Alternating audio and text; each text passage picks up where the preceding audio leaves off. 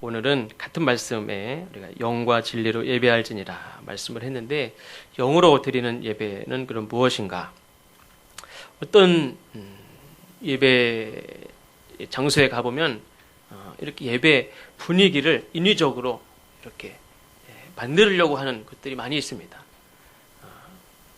찬양할 때도 그렇고, 기도할 때도 그렇고, 어떤 예배 순서 때도 그렇고, 어떤 예배 분위기를 이렇게 인위적으로 막 끌어올리고 만들려고 하는 것도 있는데, 사실 이렇게 인위적으로 뭔가를 이렇게 만들려고 하는 거는 사실 영으로, 하나님이 보시기에 순수하게 영으로 드리는 예배가 아닙니다. 좀 부족하고 내가 보기에 조금 부족한 것 같아도 진실하게 드리는 예배가 제일 중요하고, 저는 그렇게 생각합니다. 근데 분위기는 무엇에 좌우되냐면, 기쁨이 넘치려면 내가 감사를 이따가 맨 마지막에도 말씀드리지만, 감사하고 기뻐하고 교제하고 사랑하고 축복하는 그런 진짜 그런 마음을 가지고 함께 교제하고 나누고 하나님 앞에 드리고 하면 풍성해집니다. 일부러 분위기를 그렇게 막 만들지 않아도, 내가 무슨 말을 해서 막 분위기를 띄워가지고 그렇게 하지 않아도, 내가 하나님 앞에 나올 때 감사의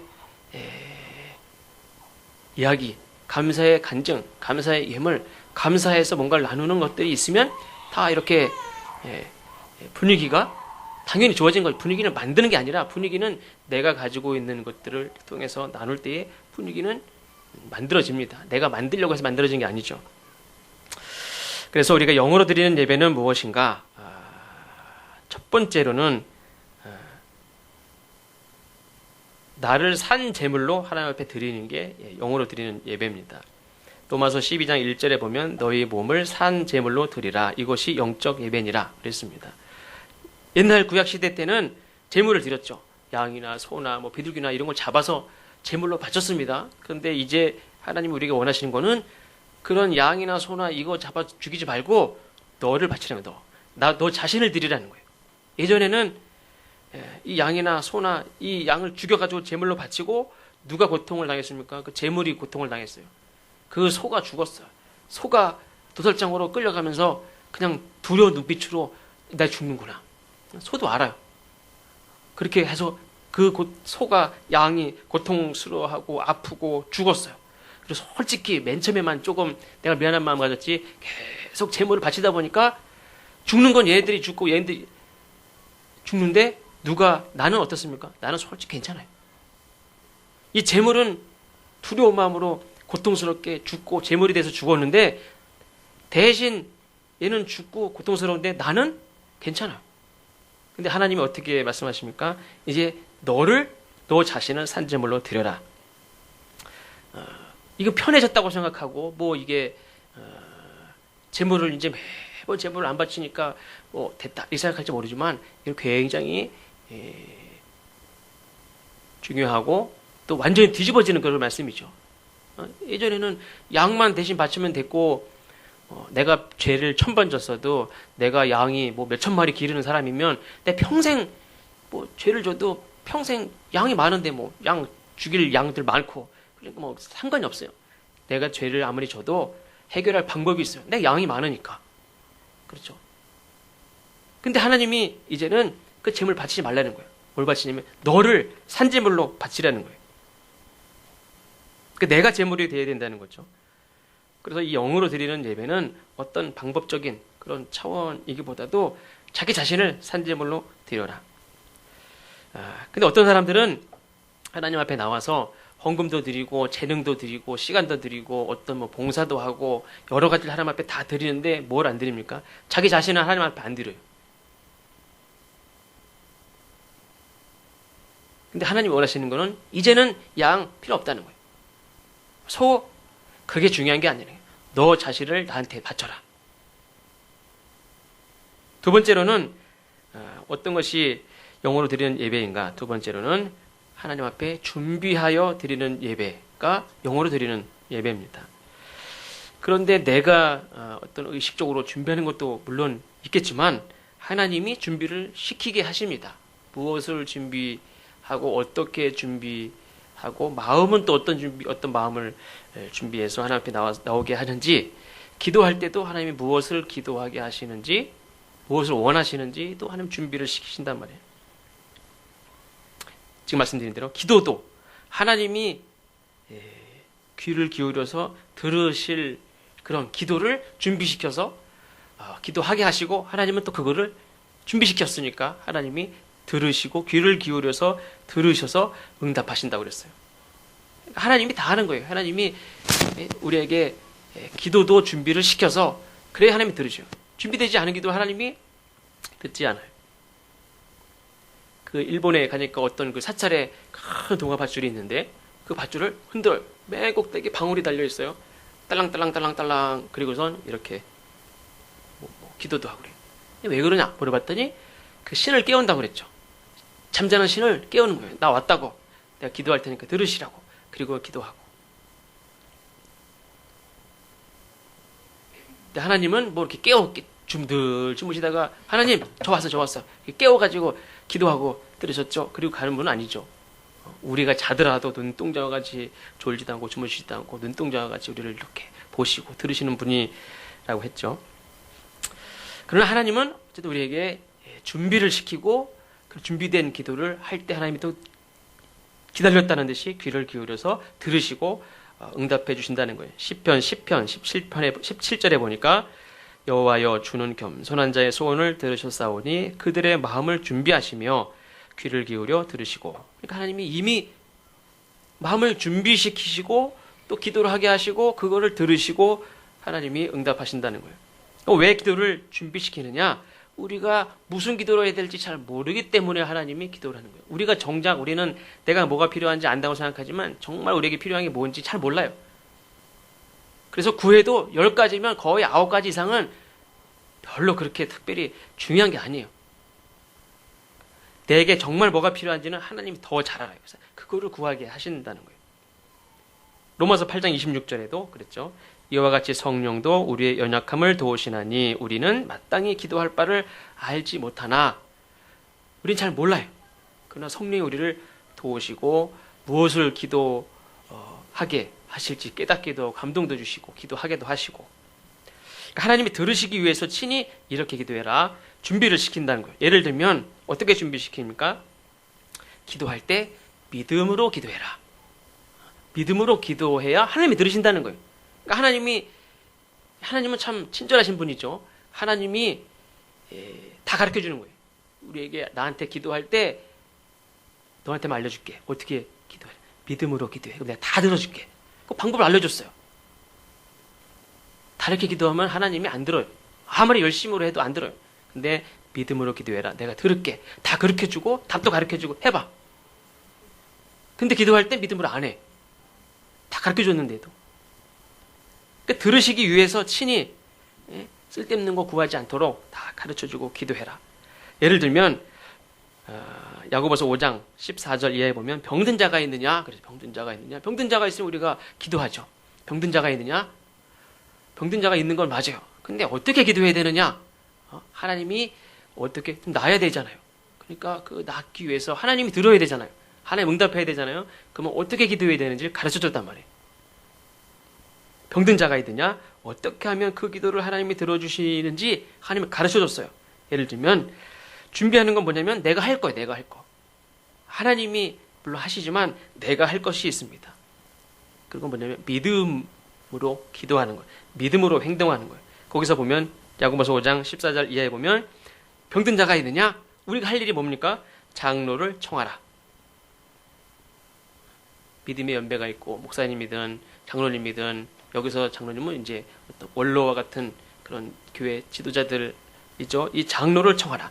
누군가를 위해서 도와달라고 부탁하는 것이 쉽지 않아요. 그리고 누군가가 아플 때 누구를 에게 부탁해야 되겠다. 이 누군가가 정말 지혜로운 사람은 정말 귀한 사람을 생각나고 그 사람이 부탁하겠지만 그게 떠오르지 않으면 얼마나 답답한지 뭐예요. 좋은 정보를 얻는 것도 굉장히 중요한 거고 지혜가 떠올라서 내가 누군가에게 부탁해야 되겠다. 기도를 부탁해야 되겠다. 그게 떠오르는 것만도 참 하나님이 도우시는 거예요. 근데 아무것도 안 떠올린다. 그게 굉장히 위험한 거예요. 어떤 위험한 일을 딱 닥쳤는데 뭐 어떻게 해야 될지 하나도 모르겠어요. 그 사람과 어떤 위험한 일이 딱 닥쳤는데 딱 생각이 나요. 어떻게 해야 되겠다. 응급처치를 하고 바로 뭐 어떻게 하고 거기에 생명이 왔다 갔다 해요. 병든 자가 있느냐? 장로를 청하라는 거예요.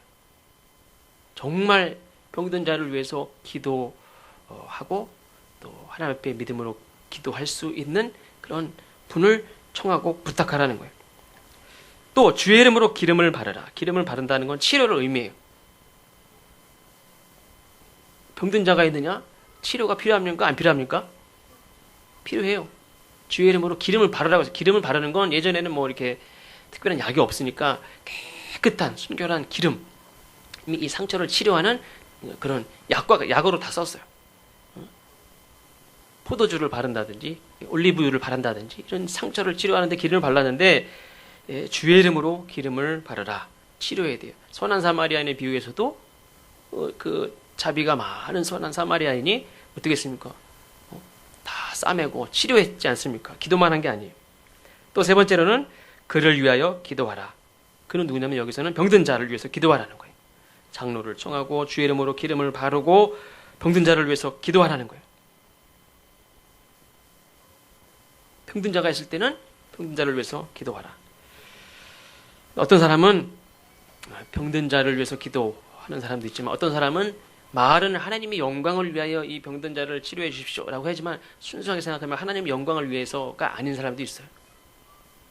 하나님의 영광은 나중에 이게 잘못 얘기한 건지도 모르겠지만 어떻게 보면 이 사람을 위해서 기도하는 거잖아요. 이 사람이 병든 사람이고 이 사람을 우리가 인간이기 때문에 하나님의 영광을 물론 생각할 수 있지만 그렇게까지 생각할 수 있다면 정말 뭐 더할 나위 없죠. 그렇지만 하나님의 영광은 두 번째고 이 사람을 위해서도 기도 안 한 사람이 있단 말이에요. 그러니까 이 사람을 위해서 하나님 됐다 이놈아 그 사람을 위해서라 이 사람을 위해서 기도나 하라는 거예요. 병든 사람을 위해서 기도하는 게 필요하고 또 한 가지 마지막으로는 서로 죄를 고백하고 서로를 위하여 기도하라. 서로 왜 죄를 고백합니까? 똑같은 사람이에요. 똑같은 사람. 내가 무슨 뭐 신유의 능력이 있다고 해서 하나님이 신유의 은사를 줬다고 해서 나는 다른 사람입니까? 그렇잖아요. 다 이 사람은 신유의 은사, 이 사람은 뭐 예언하는 은사, 방언의 은사, 가르치는 은사, 뭐 봉사하는 은사, 뭐 여러 가지가 다 있어요. 그 중에 하나예요. 그렇죠? 어느 게 더 뛰어나다고 그러지 않았어요. 그럼 신유의 은사 가진 사람은 부족한 게 없습니까? 이 사람은 죄인이 아닙니까? 그렇지 않죠. 다 똑같은 사람이에요. 내가 이 사람을 병 낫기를 위해서 기도하는 것은 치료하는 건 하나님이지 나는 기도하는 거예요. 나는 똑같은 죄인이에요. 예전에 이 신약시대에는 구약시대도 마찬가지지만 병든 사람은 죄인, 건강한 사람은 죄인이 아니라고 생각했어요. 병든 사람은 죄인이고 나는 괜찮은 사람입니까? 그렇지 않죠. 다 똑같은 사람이에요. 똑같이 죄를 고백해야 돼요. 내가 뭔가 뭐 나아서 이 사람을 위해서 기도할 수 있는 게 아니에요. 다 똑같은 마음, 똑같은 공감대가 있어야 된다는 거예요. 동질감을 가지고 서로 죄를 고백하고 또 그들을 위해서 함께 기도하는 서로를 위해서도 기도하는 거예요. 병든 자를 위해서도 기도하지만 이 사람들을 위해서 기도하는 우리 서로를 위해서도 기도하라는 거예요. 그러니까 병든 자가 있느냐? 이 병든 자를 위해서 기도할 때 하나님이 들으시고 응답하기 위해서는 우리가 할 일, 장로를 정하고 주의 이름으로 기름을 바르고 병든 자를 위해서 기도하고 또 서로 죄를 고백하고 서로를 위해서도 기도하고 하는 그게 우리가 준비해야 될 거예요. 그러니까 어떻게 준비하느냐에 따라서 하나님이 기도를 들으시고 응답하실 수도 있고 하나님을 만날 수도 있고 어떤 경우에는 내가 어떻게 준비하느냐에 따라서 하나님께 나왔음에도 불구하고 하나님 못 만나는 경우도 있어요. 예를 들면 대통령을 만나기 위해서 준비해야 될 서류가 많을까요? 없을까요? 제가 볼 때 만나려고 저도 뭐 해본 적도 없지만 대통령을 뭐 이렇게 지금 뭐 김한길 대표가 대통령을 만나자고 그래도 지금 못 만나는 편인데 만날 수 있습니까? 저 같은 사람이 만나자고 그러면은 기다리라고도 안 할 거야 아마. 무슨 일 때문인지 뭐 자격을 부터 따져가지고 만약에 만날 수 있더라도 어떤 행사 기간에 단체로 다 만날 때 그 중에서도 자격을 따지고 조건을 따지고 그래서 아마 준비해야 될 서류, 조건, 자격 이런 걸 갖추는 것이 쉽지 않을 거예요. 근데 만약에 준비하라고 지시한 거, 그 준비 안 하면 만날 수 있습니까? 서류 하나라도 빠지면 못 만날 거야, 아마. 근데 하나님은 어떻습니까? 하나님도 마찬가지. 우리가 하나님은 언제든지 하나님은 만나주신다고 그랬지만 우리는 하나님 앞에 준비해서 만나야 돼. 하나님이 준비하게 하신 것을 준비해서 하나님 앞에 예배 드리는 것이 영으로 드리는 예배라는 거예요. 세 번째로는 경건함과 두려움으로 예배를 해야 됩니다. 히브리서 12장 28절 29절에 보면 경건함과 두려움으로 하나님을 기쁘시게 섬길지니 우리 하나님은 소멸하는 불이심이라. 경건함과 두려움. 왜 그러냐면 그 예배의 순간은 하나님의 거룩한 지성소, 옛날에 그 성막에 보면 지성소가 있죠. 지성소는 대제사장만 들어가게 되어 있다고 그랬죠. 거룩한 중에도 가장 지극히 거룩한 곳. 그래서 대제사장이라고 할지라도 스스로 자기를 성결하게 하지 않으면 죽었죠.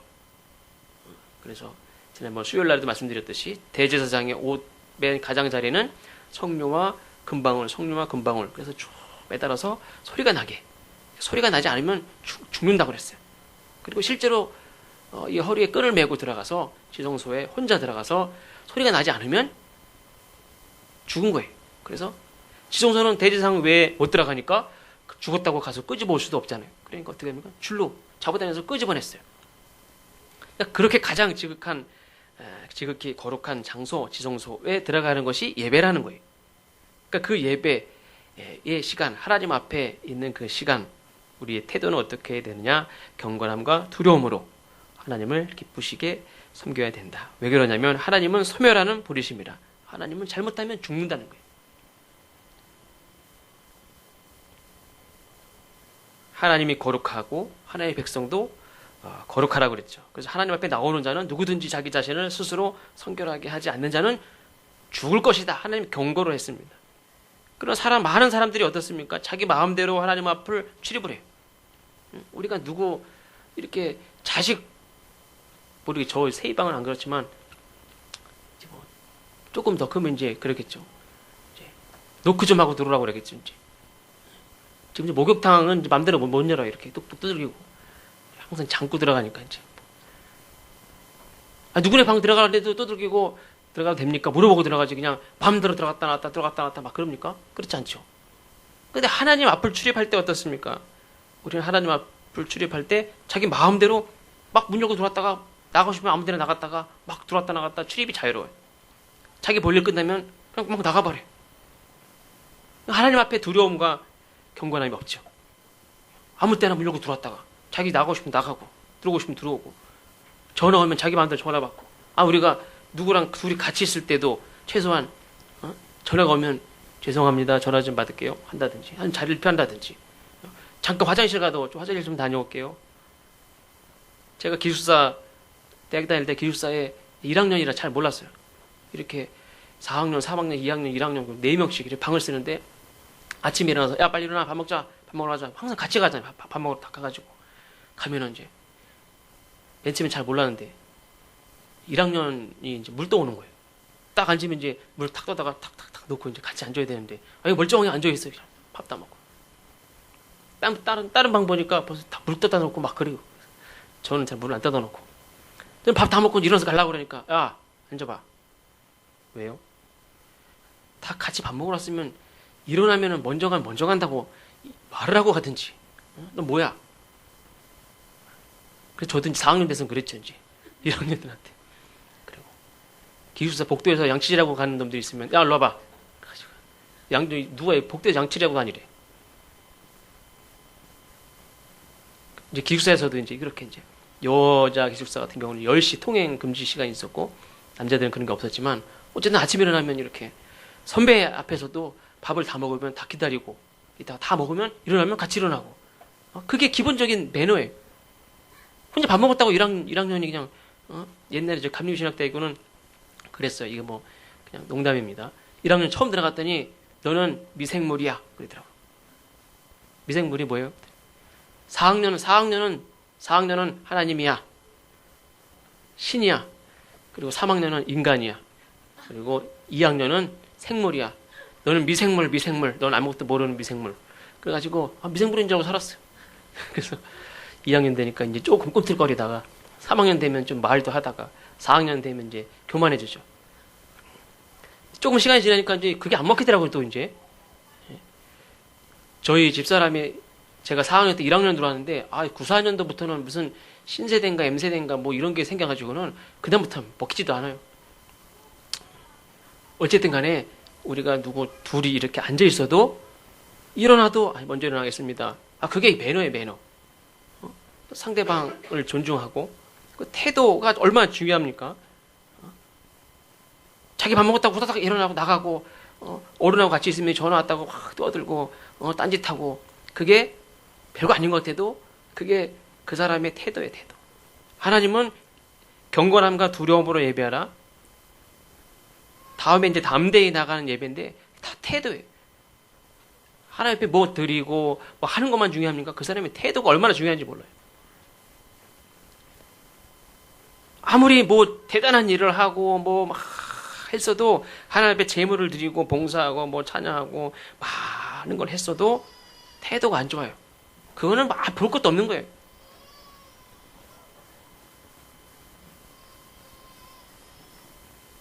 그래서 야, 너 전도사 너 어떻게 너 그런 태도 가지고 그렇게 같이 그런 거 하나도 이렇게 생각도 못 하면서 어떻게 어디 가서 전도사를 하고 뭘 어떻게 하냐?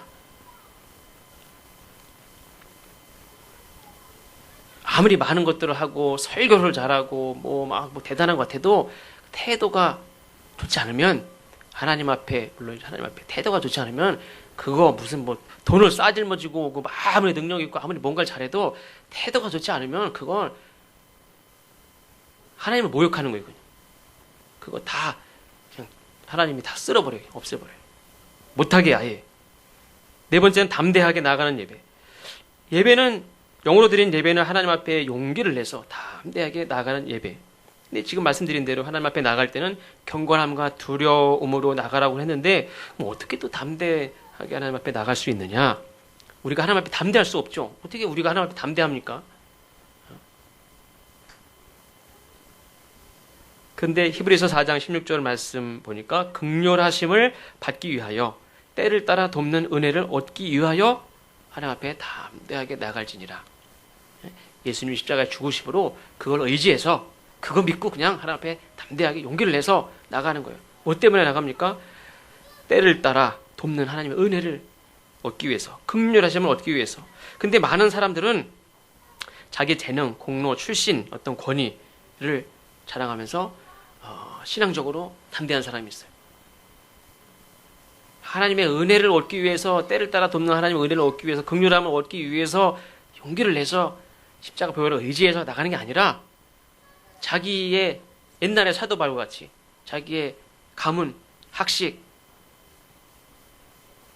무슨 집안, 자기가 가지고 여태까지 했던 열심, 뭐 이런 것들을 가지고 그게 자기를 이렇게 담대하게 만들었어요. 사실 그 속은 교만이죠. 담대해요. 무식하면 용감하다고 용감해요. 근데 그거를 또 착각을 해요. 이게 다윗과 같은 무슨 담대한 믿음인 줄 알아요. 그리고 막 용감해. 그리고 하나님 앞에 담대하게 막 나가는 거예요. 이건 죽으려고 작정하는 거예요.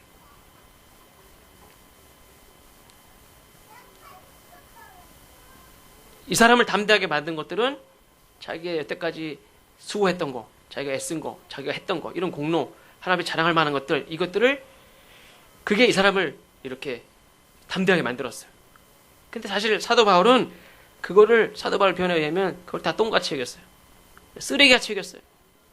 근데 지금도 많은 사람들은 그거를 자랑으로 여기고 그것 때문에 담대해요. 아무것도 아닌데 사도 바울은 자기가 예전에 그런 거 믿고 그걸 자랑하고 그래서 더 열심도 낼 수 있었고 그거를 지켜내기 위해서 그렇게 계속 살기 위해서 더 용감했죠. 근데 사도 바울은 그거를 얼마나 창피하게 여겼는지 몰라요.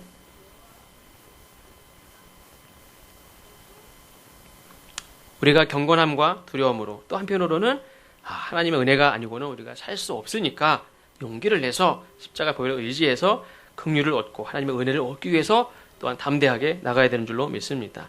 마지막으로는 감사함으로 예배를 드리는 것이 영으로 드리는 예배입니다. 만약에 내가 영으로 예배를 드린다고 하면서 분위기도 막 이렇게 괜찮고 내가 영으로 드리는 것 같아요. 간절함도 있습니다. 내가 열정도 있습니다. 내가 지금 하나님이 나한테 너 나를 위해 죽을 수 있어? 그러면 분위기가 막 올라가가지고 탁 올라가서 죽겠습니다. 그럴 수 있을 것 같아. 많은 사람들이 이렇게 많은 무슨 뭐 붕괴한다든지 집회하고 그럴 때 막 내가 충만해가지고 갈 사람 제가 하겠습니다. 나중에 보니까 후회가 돼서 그때는 내가 그냥 갈 수 있을 것 같아서 간다고 그랬는데 지금 생각하니까 나보다 믿음이 더 좋다고 생각했던 사람들은 손을 하나도 안 들었어요. 나 혼자 들어가지고 이렇게 뭐 물를 수도 없고 막 힘들고 그런 경우도 있어요. 간절함도 있고 열정도 있고 막 죽으려면 죽을 것 같은 순교할 것 같은 마음도 있는데 그 감사가 없어요. 감사가. 그 영으로 드리는 예배가 아니에요. 빌립보서 4장 6절에 보니까 아무것도 염려하지 말고 다만 모든 일에 기도와 간구로 너희 구할 것을 감사함으로 하나님께 아뢰라 그랬습니다. 하나님께 우리가 뭔가를 이렇게 말씀드릴 때에 심지어는 저는 그런 생각도 했습니다. 설교조차도 많은 염려 가운데서 걱정과 고민 가운데서 설교가 나오는 데가 있어요.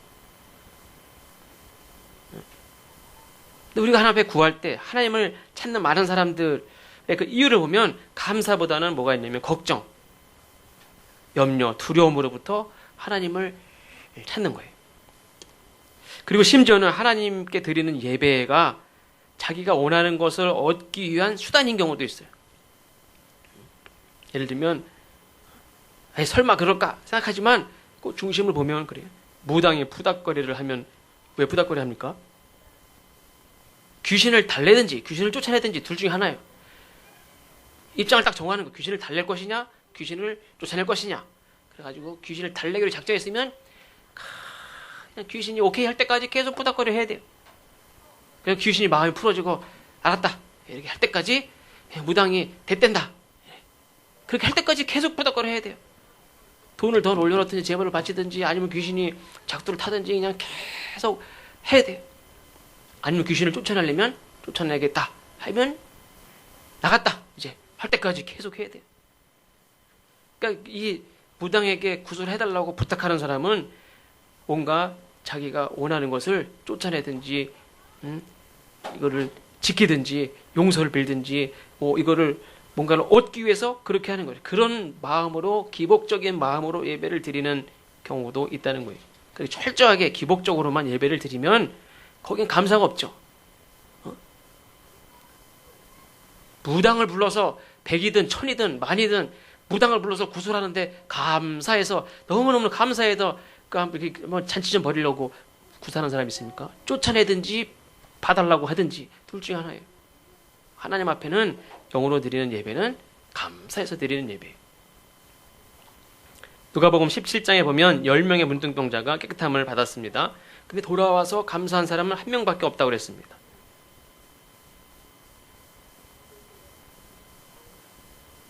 문둥병이 났음에도 불구하고 돌아와서 감사한 사람 한 명. 반대로 얘기하면 문둥병이 났음에도 불구하고 그 예수님한테 와서 뭐 예물을 드리라는 것도 아니고 고맙다고 말하는 게 어렵습니까? 내가 지금 문둥병을 갖다 나면은 당장이라도 가서 붙들고서 감사하다고 하죠. 근데 감사할 줄 모르는 사람이 몇 명입니까? 9명이라는 거예요. 90%가 다 감사를 모른다는 거예요. 예전이나 지금이나 정말 감당할 수 없는 그런 은혜를 입고도 감사할 줄 모르는 사람이 10이면 9이라는 거예요. 지금도. 그러면 돌아와서 감사했던 자는 어떻습니까? 이미 문둥병이 깨끗이 나았어요. 물론 그냥 문둥병이 나와서 정신없어가지고 그냥 부모님들 찾아가느라고 잃어버렸는지 모르지만 문둥병이 깨끗이 나았음에도 불구하고 이런 의미에서는 정신 차려야 되죠. 감사하다고 해야 돼. 사람에게 감사하다고 해야 돼요. 그게 얼마나 중요한가가 나와요. 감사했을 때 어떻게 했습니까? 예수님이 내 믿음이 너를 구원하였느니라. 공동 번역에 보면 이렇게 번역합니다. 내 믿음이 너를 살렸다. 어떤 사람은 그냥 문둥병으로 나은 걸로 끝난 거고 이 사람은 살았어요. 예수님 말씀대로 그대로 문자적으로 이해하면 이 문둥병자가 깨끗함을 얻은 것은 하나님의 은혜예요. 근데 너를 살게 한 거는 뭐냐? 네가 감사하다고 한 거, 그게 널 살렸다. 오해하지 마십시오. 우리의 인생은 하나님의 은혜로만 사는 게 아니에요. 뭘로 삽니까? 내가 내 입으로 뱉은 감사함으로 내가 살 수도 있고 그걸로 땡인 사람도 있어요. 내가 이거 받았어요. 근데 이걸로 끝내는 사람이 있고 감사하다고 하는 사람은 이거보다 더 많은 걸 얻을 수 있어요. 감사하는 자는 하나님께서 더욱 100배, 30배, 60배, 100배, 1000배로 하나의 감사의 조건을 하나님 주시지만 감사하지 않고 돌아서는 자는 그걸로 끝이에요. 그런 의미에서 감사는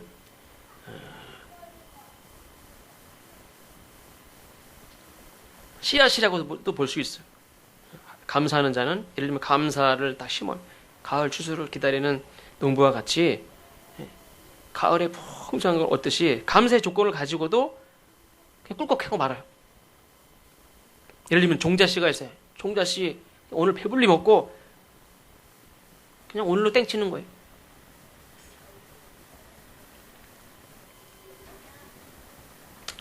내 믿음이 널 살렸다. 그냥 문둥병 나면은 그 사람이 문둥병이 예를 들면 그렇습니다. 암이 났으면 그 사람이 재발할 확률이 있습니까? 없습니까? 암뿐만 아니라 이 세상에 많은 질병은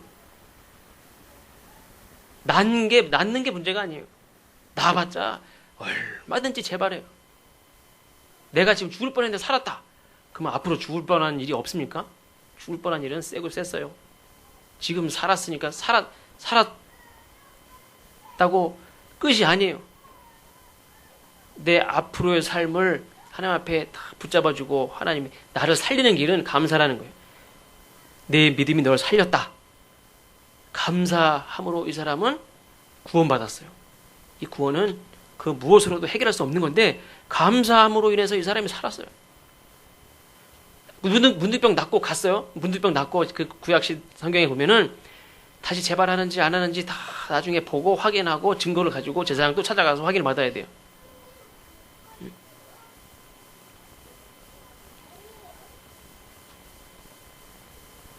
우리가 감사함으로 더 정말로 우리가 감당할 수 없는 그런 귀한 것들을 얻는 사람이 있고 아까 말씀드린 대로 그냥 종자씨를 다 먹어버리고 그걸로 땡치는 사람이 있다는 거예요. 결론적으로 말씀을 드리면 맨 처음에 말씀드린 대로 나를 산제물로 드리는 것은 무엇입니까? 하나님이 죽으면 소용없어요. 나를 살아있는 산제물로 드려야 돼. 이건 뭐냐면은 하나님이 쓰시기에 합당하게 드리라는 거예요. 그냥 하나님이 쓰기에 이걸 옷다 갖다 쓰나 그게 아니라 하나님이 충분히 쓰시기에 합당하게 귀하게 그렇게 나를 하나님 앞에 드리라는 거예요. 순종의 결단이 요구되는 그런 말씀입니다.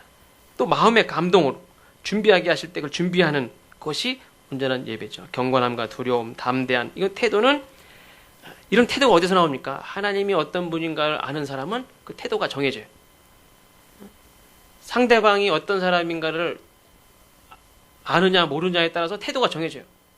저 사람이 사복을 입었지만 저 사람이 대통령이라는 걸 알면 탁 존중하게 하겠지만 사복을 입어서 몰라요. 아저씨 우리 저기는 아줌마죠. 우리 박근혜 대통령이 그냥 아줌마복을 하고 딱 왔으면은 모르면 아줌마 그럴 거예요. 그 사람이 누군지 아는 거에 따라서 태도가 결정돼요. 그 사람이 태도가 경건하고 두렵고 하나님 앞에 그럼에도 불구하고 담대한 건 하나님 어떤 분이라는 걸 알기 때문에 그래요. 근데 무례하다. 하나님 어떤 분인지 모르는 거예요. 하나님 아는 게 굉장히 중요하죠. 하나님 앞에 예배 드리면서 하나님을 잘 몰라요. 그럼 문제가 있는 거예요. 재물이 없어도 자격이 없어도 세리 지난주에 말씀드린 대로 세리 어땠습니까? 주여 나를 불쌍히 여겨주옵소서. 그 마음가짐 태도가 어떻게 보면 90%예요. 태도가 하나님은 뭐를 가져왔느냐 어떤 일을 했느냐 이것보다 더 중요한 것은 그 사람의 태도예요. 세리가 돈을 헌금을 많이 냈습니까? 세리가 무슨 교회에서 무슨 일을 많이 했습니까? 없죠. 그러나 세리는 태도가 하나님 앞에 태도가 감히 하늘을 쳐다보지도 못했다고 그래서 감히 그 태도가 90%예요.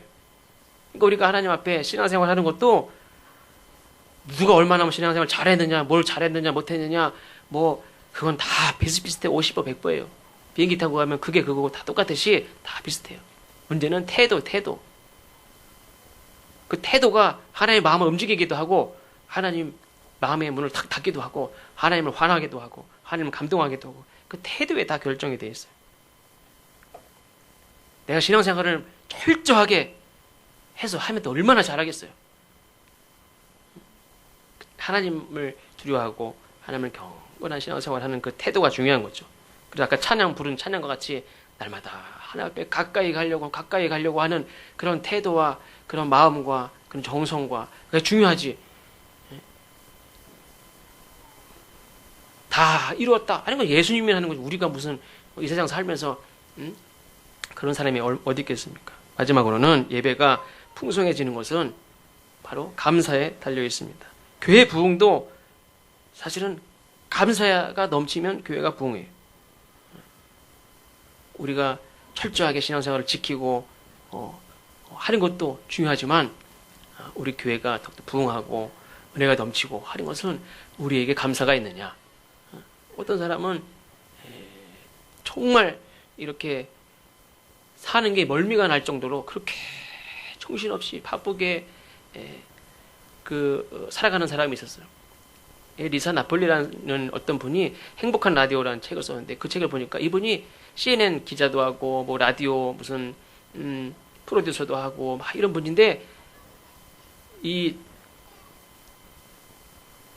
TV 프로그램들을 만드는 사람들이나 아니면 무슨 뭐 작가들이나 이런 사람들은 어떤 사건을 줄여가지고 방송을 한다든지 책을 쓴다든지 글을 쓰죠. 근데 이분들은 라디오 작가는 어떤 사건을 딱 몇십 초로 줄여가지고 그걸 한대요. 그러니까 그거를 막 머리를 쥐어짜고 막 그냥 1년 내내 그런 생활을 하고 자기 삶이 멀미와 같아요. 그런데도 이분이 자기 삶 속에서 그런 것을 벗어나기 위해서 뭘 하냐면 하루에 3가지씩 감사의 조건을 찾는 거예요. 감사의 조건을 더 찾아나가면서 그 자기 자신의 정말 귀한 정말 감사의 조건을 찾았다 하는 이야기를 봤는데 우리가 우리 삶 속에서 하나님을 믿으면서도 신앙생활을 한다고 하면서도 감사의 조건을 찾을 수 없다면은 그거는 우리의 삶이 풍성해지지 않고 은혜가 없고 왜 은혜가 없습니까? 내가 감사를 잃어버렸기 때문에 그래요. 우리가 비록 요즘 날씨가 무덥지만 오늘도 그렇고 우리가 매주 주일 매일 아침 매일 하나님 앞에 기도도 마찬가지라고 했죠. 기도 하나님을 부르는 그 순간 하나님 앞에 있다고 그랬죠. 우리는 꼭 교회를 들어가야만 하나님 앞에 있는 게 아니라 가정에서 집에 있어서도 직장에서도 하나님 하면 하나님 앞에 있는 거라고 그랬어요. 그리고 하나님 앞에 설 때에 경건하고 두려움으로 또 늘 하나님 앞에 그 태도가 우리가 부족하지만 태도가 하나님이 하나님이 보시기에 기뻐하시는 그런 태도 또 늘 감사함으로 하나님 앞에 영광을 돌리는 우리 모두가 되시기를 주의 이름으로 축원합니다. 기도하겠습니다. 하나님 신령과 진정으로 하나님 앞에 예배하라고 말씀하셨고 그것이 하나님이 받으시는 예배라고 했음에도 불구하고 우리는 얼마나 많은 세속적인 것들 때문에 하나님을 찾고 만나고 또 우리 마음대로 하나님을 찾고 돌아서고 하는지 모릅니다. 우리가 하나님 앞에 설 때에 늘 경건함과 두려움으로 또 겸손함으로 또 감사함으로 하나님 앞에 서서 예배를 드릴 수 있도록 인도하여 주옵소서. 우리가 부족하고 하나님 앞에 드릴 수 있는 예물이나 또 재능이나 또 우리가 가진 것들은 부족하지만 늘 하나님 앞에 경건한 태도와 자세로 마음가짐으로 주님 앞에 성실하게 주님께 가까이 나아가는 우리 모두가 되게 하여 주옵소서.